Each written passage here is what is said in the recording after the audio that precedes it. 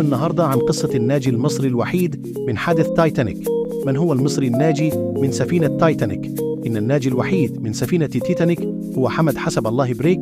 فقد كان بريك دليلاً ومترجماً للسياح على متن السفينة، إذ كان في العقد الرابع من عمره في وقت حادثة السفينة. وقد يعد بريك من مواليد عام 1834 للميلاد، وقد عاش 100 عام. كما وأفادت المصادر المقربة من الناجي الوحيد أنه فقد الذاكرة لحظة غرق السفينة، وبقي مدة عام ونصف مفقود بعد الحادثة.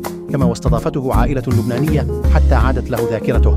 السيرة الذاتية للناجي المصري: الاسم الكامل حمد حسب الله بريك، سنة الميلاد 1862، مكان الميلاد كفر الجبل القاهرة، الجنسية المصرية، سنة الوفاة 1962 للميلاد، مكان الوفاة القاهرة، سبب الشهرة الناجي الوحيد من سفينة التايتانيك، العمر عند الوفاة 100 عاما.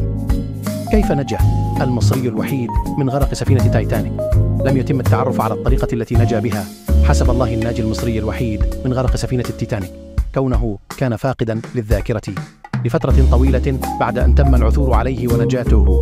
فقد روي حفيده أنه كان يعيش لدى عائلة لبنانية إلى أن استرجع جزءا من ذاكرته. وكما روى حفيد حمد بريك أن قائد السفينة كان يسير بسرعة هائلة على الرغم من جميع التحذيرات التي وجهت له، إلا أنه لم يتمكن من السيطرة على السفينة، مما أدى لتحطمها والتسبب بوفاة ما يزيد عن 1500 راكب على متنها.